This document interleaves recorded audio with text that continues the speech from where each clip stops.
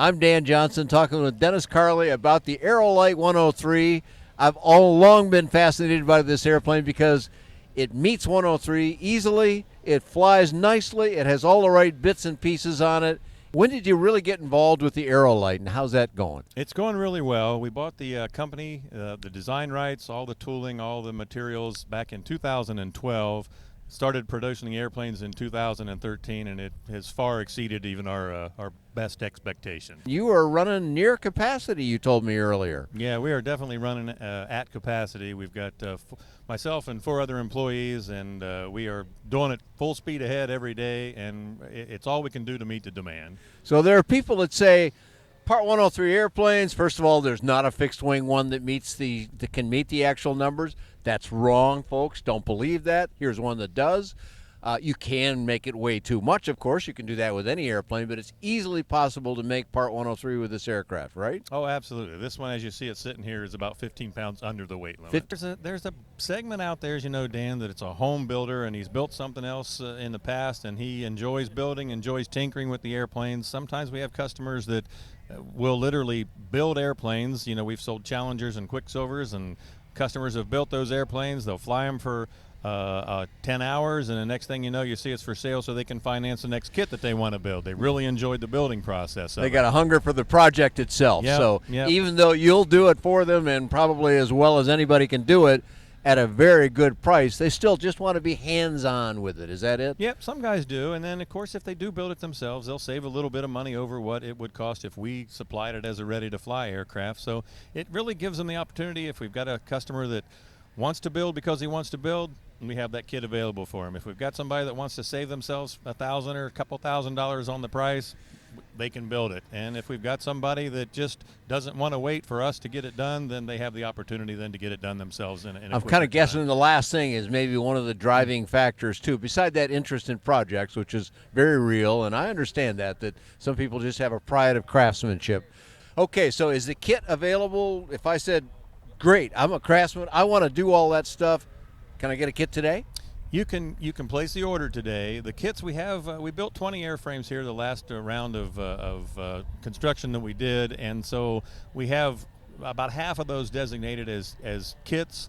The sales take us 3 to 4 weeks to have those sewn up from our sale maker, so we can ship you a kit usually within 3 to 4 weeks at this point. Okay, and how about the assembly process then? Now, I'm guessing that most of those people that have that craftsmanship orientation, well, they could probably figure out an awful lot of it on their own, but how good is the documentation to help you? It's step by step with written instructions on how to do it. There's photographs in there so you can see what we're describing to you.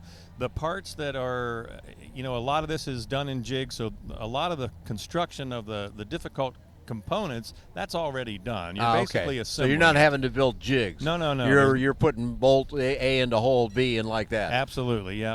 So it is, you see the industry always says it's geared for the first-time builder, and I've been on the builder side of that many times, and it's not always quite that way. That's right. But this really is something that the first-time builder can do. It's an assembly kit.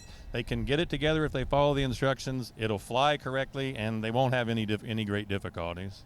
Now, I'm imagining there's one more value in there. Part 103 is, to me, an extraordinarily charming part of the FAR code. The entire regulation can be written on the front and back of a single piece of paper. I don't think there's anything else like that in aviation. So for me, that's so special, I wouldn't mess with it. But there are people who just go, well, but I want to have X, some component, some feature, some quality to the airplane that pushes it out of that. Even though you're well under it with this example we see right here, it's not hard to add weight to an airplane either.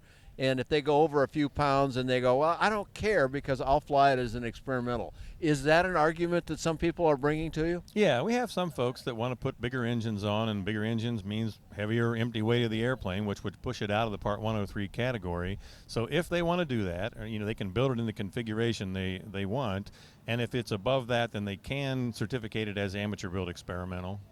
Okay, well, there's one more thing I want to ask you about.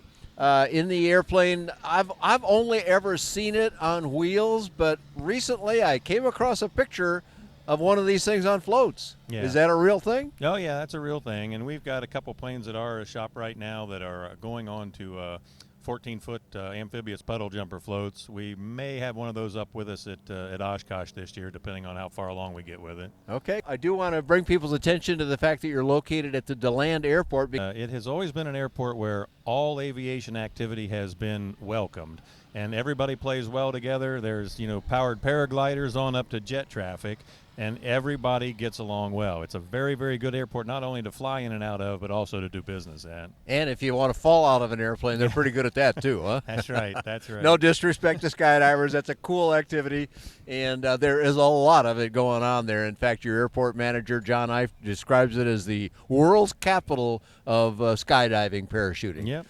So for more information about Aerolite, tell us where we go on the web. We'll put it up on the screen for folks. It's www.fly103.com. There you go. Pretty simple. There's been plenty of writing about Aerolite over the years on my website, and lots of affordable aviation you can find on BuyDanJohnson.com.